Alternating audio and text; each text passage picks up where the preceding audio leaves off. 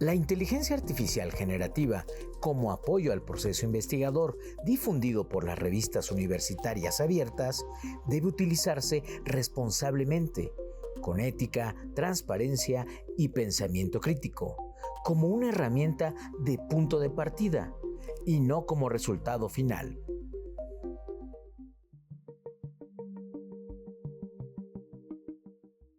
¿Qué tal? Soy la doctora Jacqueline Bucio y desde la Coordinación de Universidad Abierta y Educación Digital les damos la más cordial bienvenida a un nuevo episodio de Diálogos Educativos. Y el tema para esta ocasión, lo que vamos a estar conversando, es acerca de los retos que la IA generativa tiene para las revistas universitarias que se publican en acceso abierto. Y para ello tenemos aquí acompañándonos a tres personas realmente involucradas en la edición, en estos procesos editoriales de revistas universitarias justamente, que van a acompañarnos en este camino y con estas preguntas a reflexionar cómo está impactando la inteligencia artificial generativa. Recibimos el día de hoy con muchísimo gusto a la doctora Ivonne Lujano Vilchis. Ella es doctora en Política y Educación y Evaluación Educativa por la Universidad Estatal de Arizona. Es un doctorado muy interesante que ofrece ASU por sus siglas en inglés. Ella es actualmente profesora asociada de la Universidad Autónoma Metropolitana en la Unidad Lerma y es integrante del Sistema Nacional de Investigadoras e Investigadores de México. Forma parte del Comité Editorial de la Red de Humanidades Digitales y es embajadora del Directorio de Revistas de Acceso Abierto, DOAG, como se le conoce, en América Latina desde 2016.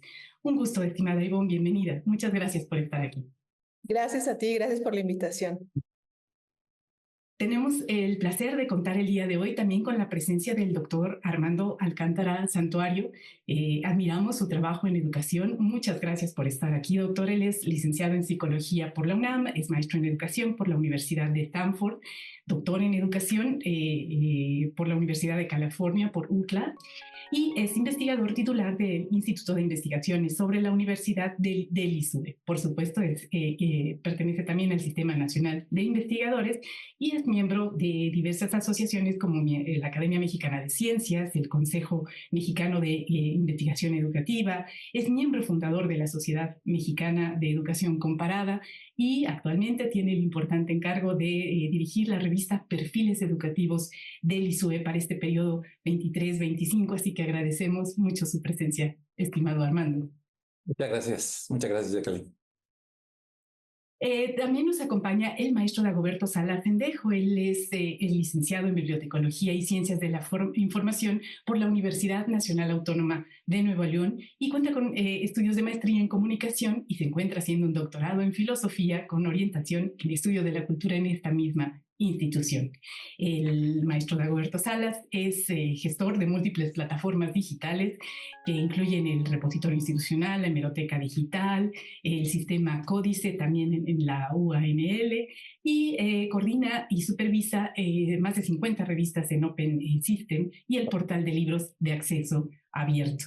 Es integrante del Comité de Integridad Académica, responsable del software de antiplagio institucional y, por supuesto, estudia la integración de inteligencia artificial en estos procesos editoriales. Un gusto, estimado Dagoberto. Gracias por acompañarnos el día de hoy. Muchas gracias por la invitación. Pues bien, les propongo comenzar esta conversación platicando acerca de, en sus respectivos campos, todos ustedes se dedican justamente al trabajo editorial. ¿Cómo está impactando la inteligencia artificial generativa las publicaciones académicas, especialmente estas que se realizan en formato abierto y desde la academia? ¿Contribuye a los objetivos de la publicación académica en acceso abierto o está representando un obstáculo? Me encantaría comenzar por Armando, por favor. ¿Cómo está el panorama en esta publicación editorial, en este contexto? Bueno, me parece que la participación de la inteligencia artificial pues está en muchas esferas de la vida, ¿verdad? No solamente de la vida académica, sino pues de la vida en general. Y pues en la revista se está incorporando pues cada vez más tengo que decir que nosotros apenas estamos iniciando. Realmente, pues hemos tenido pocos, vamos a decirlo, pocos casos en donde se utiliza la inteligencia artificial, pero en el resto del mundo académico, de las revistas, pues ya la presencia cada vez está más fuerte, es más evidente. Y pues esto presenta retos importantes, así como para todos los aspectos en que la inteligencia artificial está presente, pues también para nosotros está presentando pues desafíos, por ejemplo, que tienen que ver con la originalidad, con la ética, con la honestidad intelectual, con ese tipo de situaciones que pues estamos viendo cómo las vamos a enfrentar. Ya ha habido pues reuniones internacionales, ya ha habido algunos pues como códigos para pues prevenir y que pues las revistas científicas pues sigan cumpliendo con su cometido de presentar pues estudios, investigaciones originales que realmente contribuyan, que además pues tengan una situación ética, ¿verdad? Y entonces estos son los desafíos que estamos empezando a enfrentar, ¿verdad? También en esto también hay un diálogo muy intenso ahí con todos los colegas, con asociaciones, en fin, con esto para estar preparados y también que tampoco se limite la participación de estas herramientas que cada vez son más eficientes, que son asombrosamente eficientes, para que también pues contribuyan a mejorar pues tanto los contenidos como también la difusión de todos los artículos que nosotros estamos recibiendo, todos los trabajos, para también pues ofrecer a nuestro público, a nuestros lectores y a la sociedad en general, pues lo mejor. Claro, entonces apenas estamos viendo el inicio, ¿verdad?, de estos impactos y que no solo es en el contenido, sino también podría impactar en la difusión, que podría ser algo positivo. Muchísimas gracias por poner este inicio. Estimado Dagoberto, ¿cómo es en el contexto de la Universidad Autónoma de Nuevo León? Bueno, no nada más con nosotros. Hay un tema ahorita que mencionaba Armando ahí. Se están generando ahorita artículos.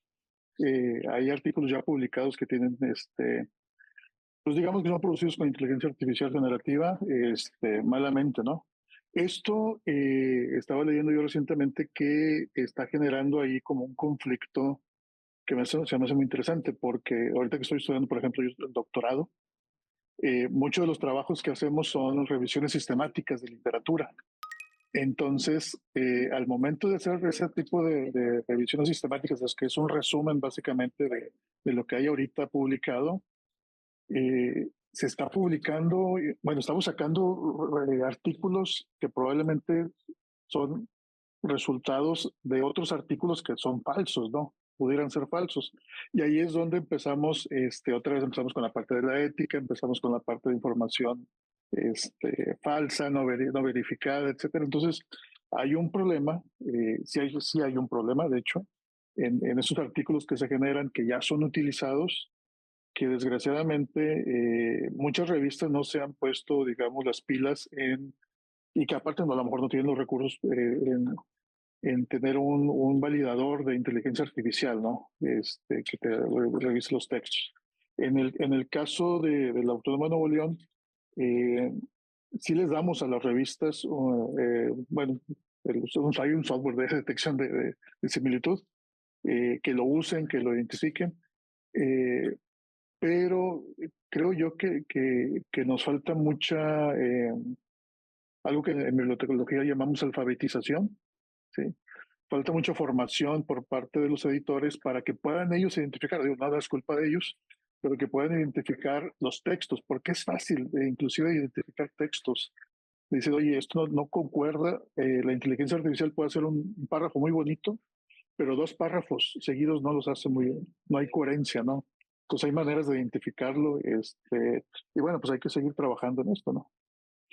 Claro, entonces un poco la utilización de softwares, la vigilancia del editor, vamos, la experiencia que tenga el editor en esta discriminación de artículos, y me imagino que también estarán trabajando en lineamientos, ¿verdad? Cada revista está tratando de poner al día tomando en cuenta todo este panorama.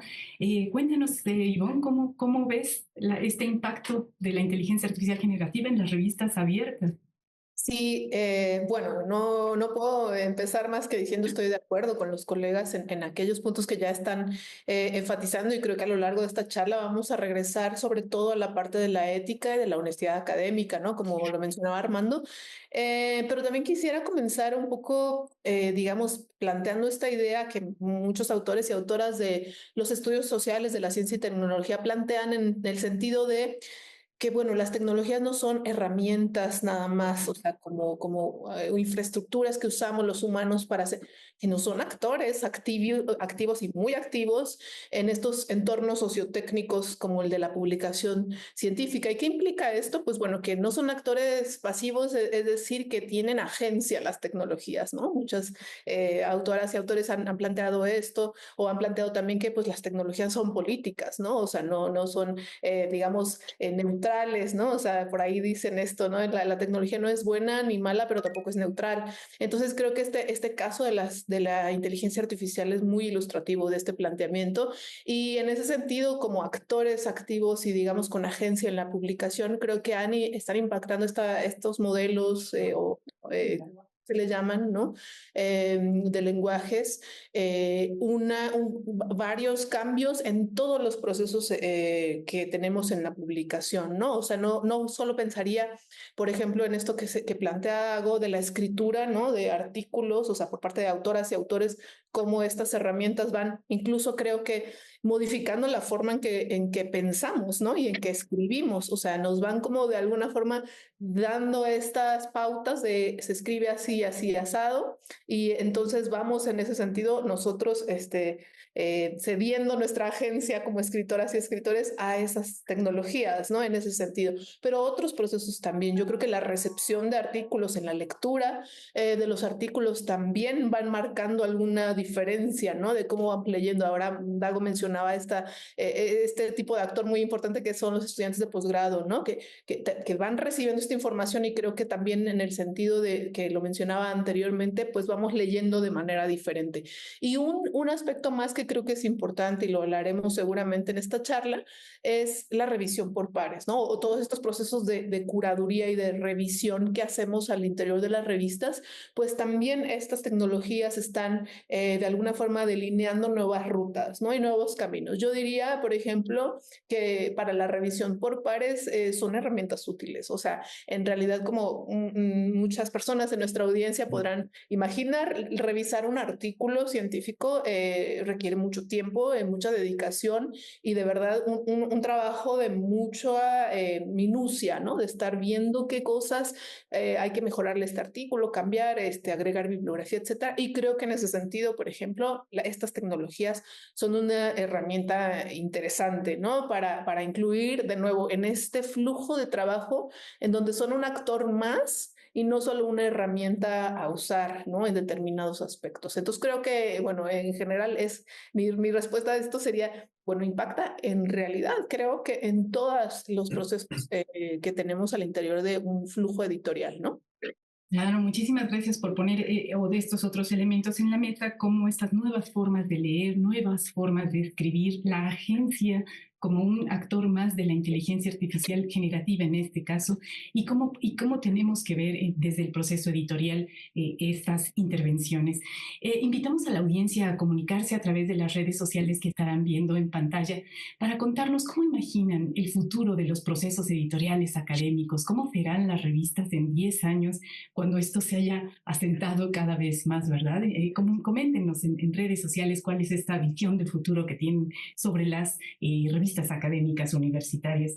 Y después de tener estos elementos en la mesa, me gustaría preguntarles, bueno, ¿qué formación deberían tener ahora los editores, justamente? ¿Qué sensibilización los académicos y los editores, ambas partes, sobre este uso ético y efectivo de la inteligencia artificial generativa para la publicación académica? ¿Cómo deberíamos formarnos aquellos que queremos publicar en estas revistas y quienes reciben estas publicaciones ahora? ¿Qué nos hace falta aprender? Estimado Dagoberto, ¿sí lo estás comentando? Bueno, ahorita lo que mencionaba ahorita, la alfabetización del lado de los editores, que conozcan todas las herramientas que existen actualmente, ¿no? Yo siempre comparo esto con cuando salió la web 2.0, ¿no? Que cuando salió la web 2.0, todos los días había un sitio nuevo que ofrecía un servicio. Ahorita la inteligencia artificial o las inteligencias que hay ahorita con OpenChat, todo el cloud, etcétera, todos los días está saliendo algo nuevo, todos los días. Al mes, como que hay un cambio así fuerte y empieza otra vez, y empieza otra vez. Entonces, lo que supimos hace 2 meses de inteligencia artificial, ahorita ya no aplica, ¿no? Y luego salen pequeñas herramientas que yo les digo, oye, pues está un video y que el video se aplaste, le digo, pues eso no aporta nada, ¿no? O sea, son pequeñas cositas que hacen, eh, y le digo a los editores, le digo, no se preocupen en tratar de estar al día en todo, porque no van a poder. Eh, Júntense con gente que conozca el tema, pongan listas de correos o de Twitter, por ejemplo, de X ahora, de gente que está encargada de eso, de esa difusión, que ya la información está muy filtrada y ya nos va diciendo, oye, mira, esto salió, pero tampoco es como para estar probando todo. O sea, yo tampoco pruebo todo. O sea, yo a veces me separo un mes, al mes que regreso ya es otra cosa. Entonces, yo diría que sí lean, que estén atentos a lo que está saliendo en las noticias y todo, pero que no desesperen en tratar de conocer todo, porque al mes les va a cambiar toda la jugada, ¿no? Como decimos. Entonces, que sí tengan un background de conocimientos de qué es lo que hay, para qué se usa, en qué no podría usarse, en qué sí podría usarse, pero que no desesperen en que es que lo tengo que usar ya y hagan un mal uso, ¿no? Entonces, mejor que vean qué sí me puede servir a mi revista, a mi proceso, como decía Ivonne, a mi proceso de revisión, a mi proceso de recepción, que sí lo puedo aplicar y aplicarlo y no y quitarse todo, porque es una maraña gigante esto de información. Dice, oye, yo nomás ocupo esto, ¿sí? Y sobre eso enfocarse, no es necesario agarrar todo el mundo, ¿no? Claro, qué importante. Tenemos que ver cuál es la necesidad, ¿verdad? Y a partir de ahí ir obteniendo estas herramientas que realmente solucionan una necesidad y estar atentos al resto, pero sin esta angustia que en efecto se genera por la velocidad a la que están surgiendo estas tecnologías. Ivonne, ¿qué opinas? Bueno, exacto. Creo que esto de no adelantarse a la toma de decisiones y ser como mucho más cautelosas en esto, ¿no? En estudiar, coincido con Dago, ¿no? Tampoco en abrumarse, en querer abarcar todo lo que va saliendo, pero sí entender muchas cosas. Hay un fenómeno que seguramente quienes nos escuchan ya habrán oído esta palabra de las alucinaciones, ¿no? Que tiene la inteligencia artificial, ¿no? O sea, alucina a veces y inventa cosas y con tal de decir no sé, ¿sabes? Hay muchas, ya hay estudios que están hablando de esto, de cómo efectivamente, o sea, con tal de dar una respuesta digamos, interactuar con ese usuaria que le pregunta algo, da datos que no son precisos, que no. Entonces creo que entender, primero yo sería de esta idea, ¿no? Pero, bueno, en primer lugar, no adelantarse a la toma de decisiones de prohibirla o permitirla o no, sino estudiar un poco el contexto.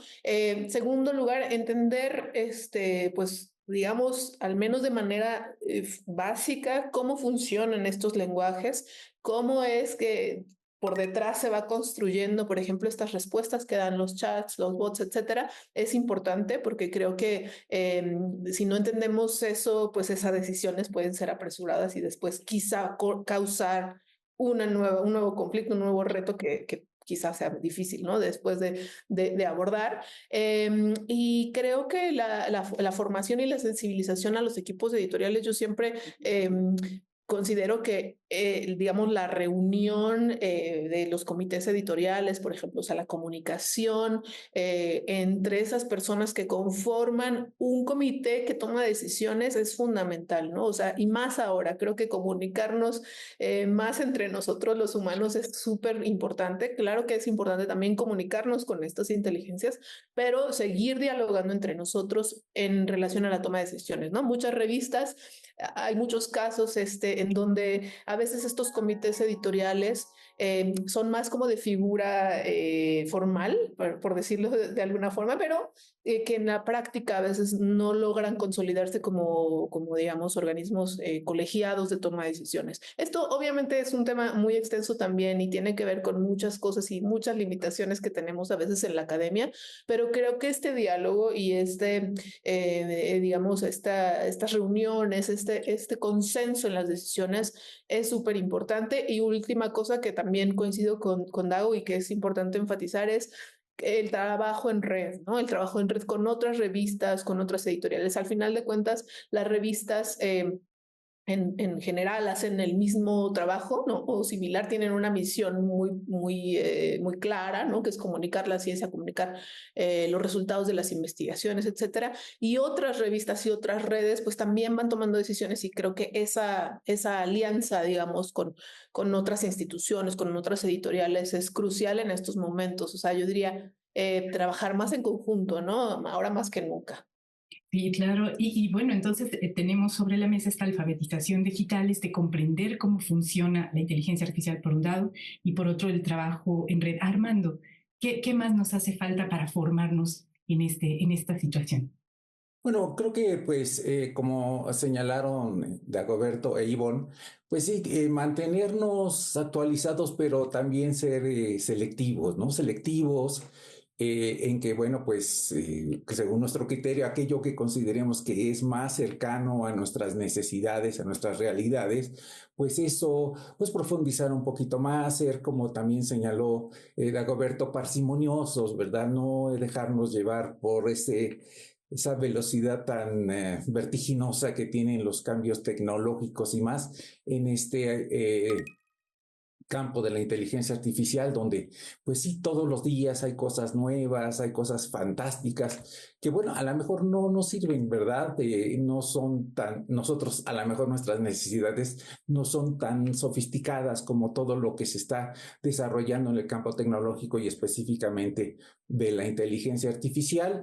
Mantenernos también en este diálogo entre nosotros, ¿verdad? Hacer pues eventos donde compartamos nuestras experiencias, nuestras inquietudes, donde tomemos acuerdos, pues tanto de nuestros comités, pero también de asociaciones, en fin, este tipo de aspectos pues colegiados y de redes que nos permiten compartir estas experiencias, conocer y aprender de los demás. Creo que todo esto, pues estar pues más o menos actualizados, estar siempre en comunicación permanente y también mantener vamos a llamar este pensamiento crítico, este ojo crítico, para también valorar en la medida de nuestras posibilidades, de nuestras realidades, qué es lo que nos puede servir más útil, qué cosas son más accesibles para nosotros, qué cosas de plano no las necesitamos, en fin, ese ojo crítico que pues nos va dando la experiencia. Exactamente, pues vamos a regresar con este tema de las redes para ver si pueden compartir ejemplos de cómo podría funcionar, qué redes ya se están uniendo, qué grupos hay que estén comunicándose para nuestra audiencia. Y vamos a ir a una pausa rápidamente, pero regresamos con las redes e invitamos a la audiencia a quedarse, que esta plática aún tiene mucho que desarrollar. Muchas gracias, vamos a la pausa, regresamos.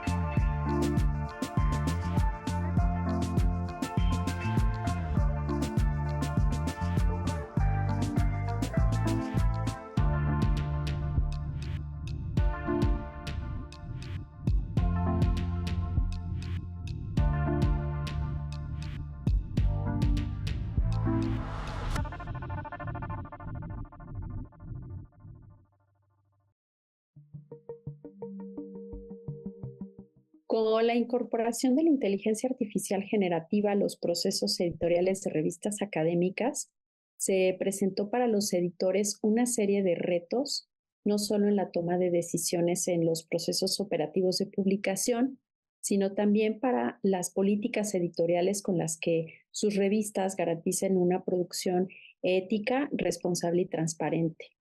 En mi opinión, algunos de los aspectos clave que serían necesarios contemplar en las políticas editoriales de las revistas académicas son los referentes, en primer lugar, a la protección de los derechos de autor y propiedad intelectual de los manuscritos, a la declaración de ética y responsabilidad en el uso de las herramientas de inteligencia artificial y también a la transparencia en el uso de la inteligencia artificial, es decir, se deberá declarar claramente un aviso o incluso en etiqueta en el artículo cuando un contenido haya sido generado o asistido por inteligencia artificial. Con esto se convierte en prioritario señalar cuando un artículo, un texto, una imagen o cualquier elemento del manuscrito haya sido generado por alguna de las herramientas de la inteligencia artificial, de tal modo que se evite confusión o desinformación sobre la fuente del contenido. Y finalmente, pero no menos importante, considero que es necesario que las revistas académicas incorporen en sus políticas editoriales la formación y capacitación de sus equipos en el uso de estas herramientas. Independientemente de la declaración que hagan los autores sobre el origen del contenido de sus artículos, se vuelve necesario que los integrantes de los equipos editoriales reciban formación para poder identificar cuando el contenido de los manuscritos fue generado por inteligencia artificial. Esto permitirá desarrollar habilidades de verificación de autenticidad antes de su publicación.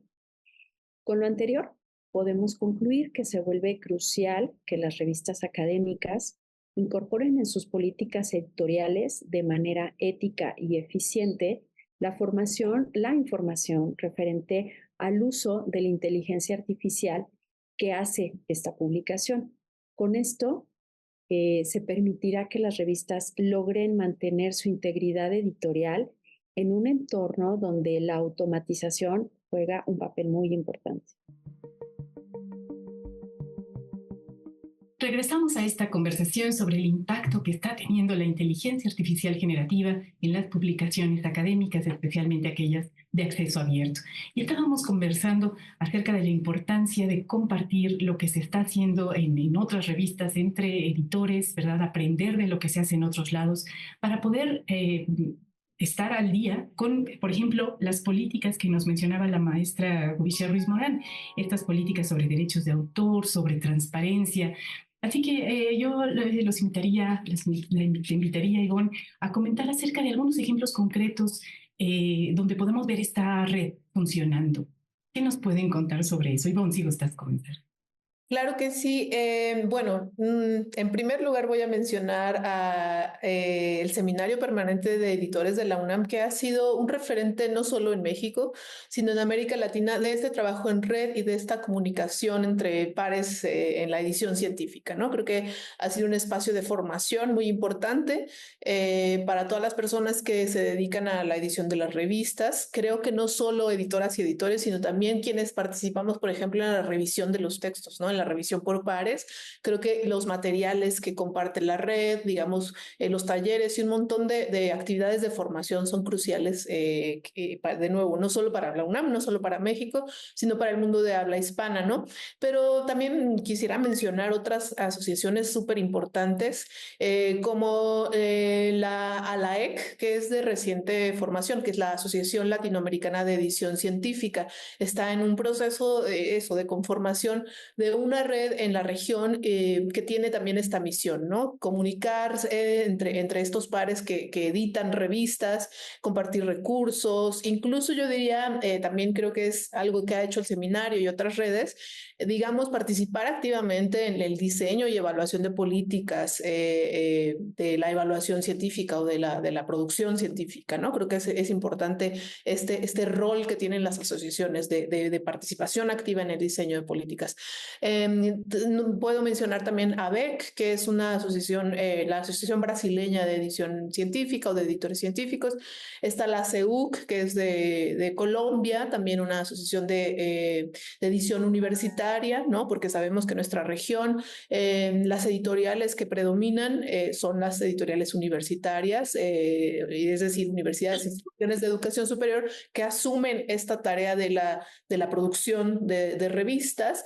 Y por último menciono otra más que se llama Aura. Esta es una asociación uruguaya también de revistas académicas y bueno, muchas más que hay. Creo que a nivel disciplinar también existen bastantes asociaciones, redes, grupos de editoras y editores que se juntan de vez en cuando para poder, digamos, ir de nuevo tomando estas decisiones, analizando casos con respecto a las necesidades tan particulares que tienen las disciplinas, porque todo esto que estamos hablando es muy diferente para una revista de medicina que para una revista de filosofía, ¿no? Entonces creo que las asociaciones disciplinares también son una clave importante en, de nuevo, lo que mencionábamos en un segmento anterior, en esta toma de decisiones con mucha conciencia y con ojo crítico, ¿no? Como mencionaba Armando. Claro. Y Armando, ¿qué podríamos agregar acerca de esta transparencia, de estos derechos de autor, de estos lineamientos y justamente el aprendizaje en redes con todas estas que nos pone ya Ivonne en la mesa? Sí, creo que un aspecto importante en esta pregunta que me haces, Jacqueline, es el asunto de la responsabilidad, ¿no?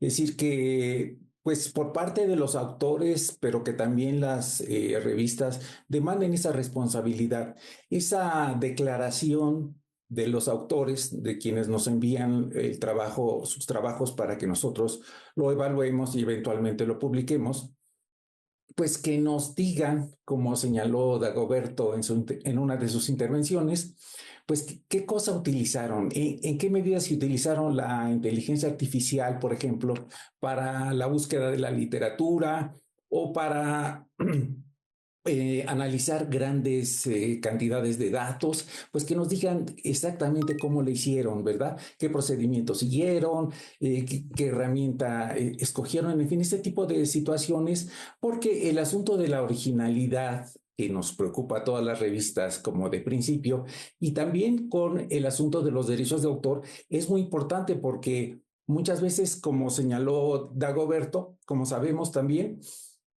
se toma, cuando se utilizan estas herramientas, grandes cantidades de información, de bases de datos, y entonces si a veces no le damos la debida, el debido crédito, pues entonces estaríamos usurpando los derechos de propiedad de quienes elaboraron esos trabajos que se tomaron para hacer este tipo de análisis, ¿no? Entonces, ese es un aspecto que me parece importante, que nosotros en esta actividad colegiada que señala Ivonne, que es tanto con estas redes, asociaciones, lo que a veces discutimos cuando nos reunimos en los congresos o en este tipo de eventos académicos, pues es muy importante para que nosotros sigamos cumpliendo pues con esa misión que tenemos como editores de revistas.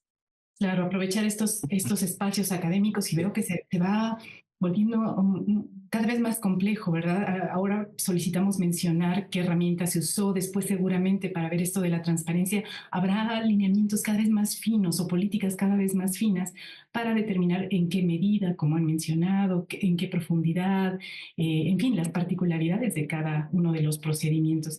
Regreso justo con Dago, que está en el proceso de este doctorado, que ya está en un momento donde hay inteligencia artificial generativa, se estudia de otra manera en este momento y como decía, las revisiones sistemáticas son de otra manera. ¿Cómo ayuda el trabajo en red también en ese contexto, ¿no? Desde estar estudiando y como editor? Sí, bueno, mira, yo quería complementar ahorita algo que dijo Iván y Armando, se complementa muy bien. En la Universidad de Heredia, en Costa Rica, Sí, Costa Rica, sacaron ellos, la declaración de Heredia, fue un artículo que sacaron que se me hace bien interesante porque precisamente es un recuento de todo lo que dijo Armando ahorita y todo lo que dice Ivonne, de trabajar en red, de declarar lo que se está haciendo. Entonces, la declaración de Heredia es precisamente para que los editores se adhieran a ellos y decir, oye, yo estoy pues tratando de implementar políticas para la declaración del uso de la inteligencia artificial en los documentos. Y esos documentos básicamente declaran, como decía Armando, dice, oye, a ver, yo usé inteligencia artificial para el análisis de datos. Bueno, declara qué prompt usaste, porque parte de, aunque no sea ciencia dura, las ciencias sociales y todo, la idea de la ciencia es que sea reproducible. Entonces, ellos dicen, oye, a ver, usaste un programa para el análisis de datos, le especifica qué usaste, ¿no? Porque yo como revisor, como editor, quiero, a ver si es cierto, ¿no? O sea, úsalo. Usaste, como decía Armando ahorita, un software para la búsqueda de artículos o información o algo, bueno, ¿qué prompt utilizaste? O sea, la declaración, y a mí se me hace algo muy interesante, que es la transparencia. Decir, oye, a ver, yo soy autor, yo utilicé inteligencia artificial y aquí están mis prompts que utilicé, donde tú, editor, asesor de tesis, veas que no estoy utilizando la inteligencia artificial para generar texto y hacerlo como mío, o sea, lo estoy usando como una herramienta para acelerar algún proceso que me hubiera tardado, por ejemplo, una revisión sistemática que sí se puede hacer con inteligencia artificial, la haces en 30 minutos, a pero no te la hace completa, ¿verdad? O sea, hay que meterle. Pero un análisis de datos, decir, oye, a ver, hice esto, aquí está lo que yo utilicé, ¿no? Entonces la transparencia creo que es fundamental en este asunto y yo que invitaría a los editores a que leyeran la declaración de Heredia, se adhieran, bueno, no que se adhieran, sino que, bueno, lo hacemos, es una versión latinoamericana, hay una versión europea que no recuerdo bien ahorita el nombre, pero estaría muy bien que hagamos una en México, ¿no? Que hagamos una nosotros. El Seminario Permanente de Editores ha trabajado mucho en eso, me han invitado mucho también a varios talleres. Entonces, creo yo que el punto aquí es la transparencia, que como decía Armando, si se usa la inteligencia artificial, especifica cómo, ¿sí? No hacerla traspasar, al principio de que de una herramienta pasa a ser el actor social y ponerla como coautor, que no sé por qué a alguien se le ocurrió decir, oye, ChatGPT va a ser el coautor, o sea, es eso no, o sea, es una herramienta que me ayudó para esto, una herramienta que me ayudó para otro. Yo creo que ahorita nadie pone en tela de juicio cuando traducimos al inglés lo que nos pone Google, ¿no? O sea, lo agarramos, o las correcciones que nos pone el Word, o sea, de Microsoft.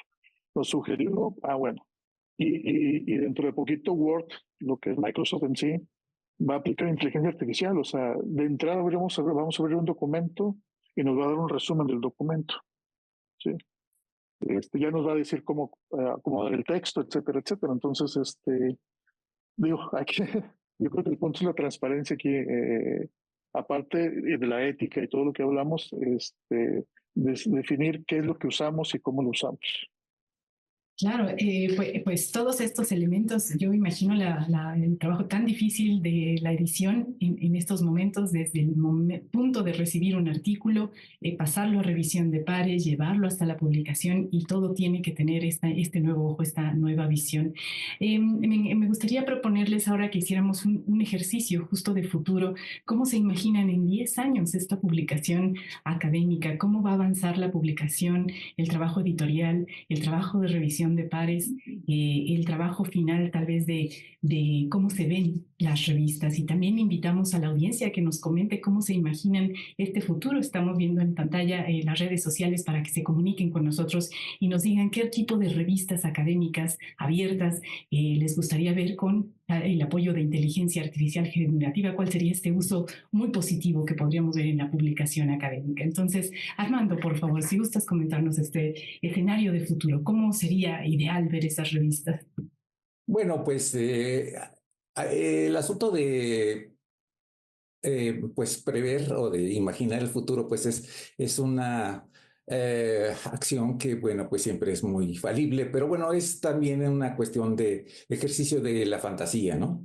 Y en este sentido, pues a mí me gustaría encontrarme con revistas, pues que sean atractivas en su presentación, en su formato, e incluso en su lenguaje, ¿no? Que no sea un lenguaje así, a lo mejor tan estilizado, pues no sé, tan sin sabor humano, y que, bueno, pues me dé información clara, precisa, que me oriente, que me sea útil, y que, pues, realmente me, me ilustre y me funcione para mejorar mi trabajo académico. Ese sería el tipo, así en términos generales, de lo que a mí me gustaría que tuviera una revista científica, por supuesto. Claro, entonces el trabajo con el lenguaje, ¿verdad? Que sea más atractiva para los lectores y en términos de lenguaje. Qué interesante. Dagoberto, ¿cuál sería tu escenario? Uy, está bien interesante el mío. Mira, ahorita, digamos, ya es una realidad. Tú puedes ir por la calle y le puedes decir, Meta, dime qué estoy viendo. Entonces se conecta a la inteligencia artificial de Meta y nos trae la información, ¿no? De qué es lo que está viendo. Puedo tomar una foto, puedo hacer streaming. Yo comentaba que eso es un poquito del futuro en el sentido de que los editores de revista han querido meter otro tipo de formatos diferentes al texto en sus revistas. Por ejemplo, audio, ¿sí? Quieren meter videos.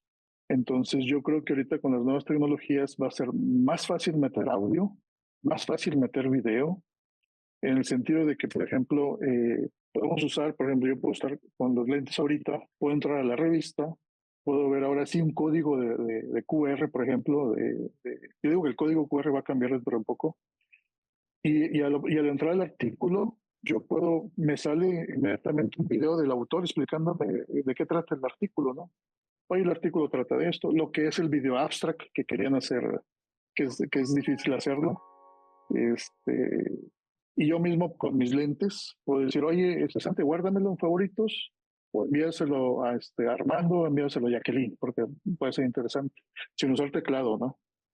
Claro, entonces este manejo multimedia del texto, ¿verdad? De la presentación académica, esas posibilidades suenan pues muy, muy interesantes. Presupuestos tendríamos que platicar, ¿verdad? Cómo van a afrontar las revistas esas posibilidades y las universidades públicas, pero suena pues muy, muy interesante. Ivonne, cuéntanos, ¿cuál es tu escenario de futuro?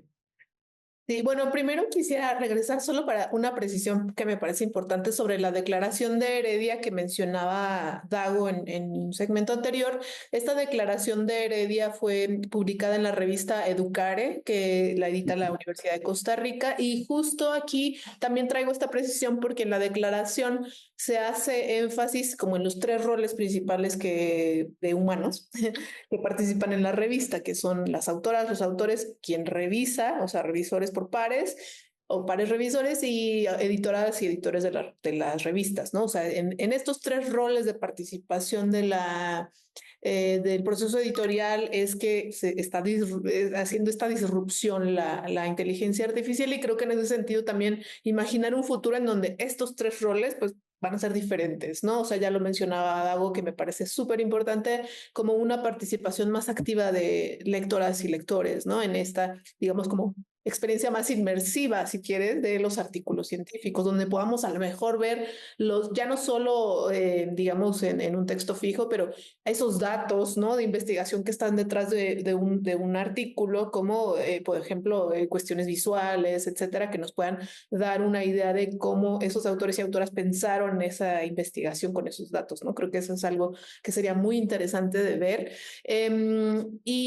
Pero por otro lado, también creo que me gusta mucho la idea que plantea Armando sobre una escritura como más humana, pero yo creo que ahí soy más pesimista porque lo que estamos viendo precisamente creo que es lo contrario digamos, resumir un poco ha habido un proceso de estandarización de la escritura en las revistas en donde se habla mucho de esto como de la dictadura del paper, porque el paper académico o el artículo científico que proviene de las ciencias, digamos, de la medicina, la física, etcétera, con una estructura bien, bien clara, súper precisa.